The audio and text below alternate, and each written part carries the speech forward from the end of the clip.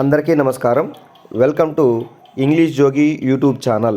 మనం ప్రతిరోజు ఉపయోగించే కొన్ని సెంటెన్స్లను స్పోకెన్ ఇంగ్లీష్లో భాగంగా ఎలా ఉపయోగించాలో తెలుసుకుందాం. సో ఇదే కాకుండా మీకు ఏదైనా ఒక సెంటెన్స్ను ఇంగ్లీష్లో ఎలా ఉపయోగించాలో తెలియకపోతే కామెంట్ సెక్షన్లో కామెంట్ చేయండి.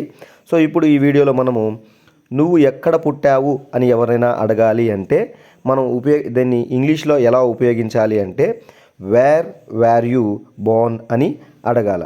వేర్ అండ్ WHARE మరియు WERE అనే బీఫామ్ ఉపయోగించి వేర్ యూ బోర్న్ అని ఉపయోగించాలి. యాక్చువల్గా మనకి బీఫాము డూఫాము గ్రామర్తో పని లేదు. సెంటెన్స్ను ఉపయోగించడానికి మనం ఆ సెంటెన్స్ను నేర్చుకుంటే సరిపోతుంది. సో గ్రామటికల్ ఇంగ్లీష్లో అయితే అవసరం, కానీ స్పోకెన్ ఇంగ్లీష్లో మనకి ఈ రూల్స్ అవన్నీ అవసరము లేదు. సో నువ్వు ఎక్కడ పుట్టావు అని అడగడానికి ఇంగ్లీష్లో మనము వేర్ యూ బోర్న్ అని అడిగితే సరిపోతుంది.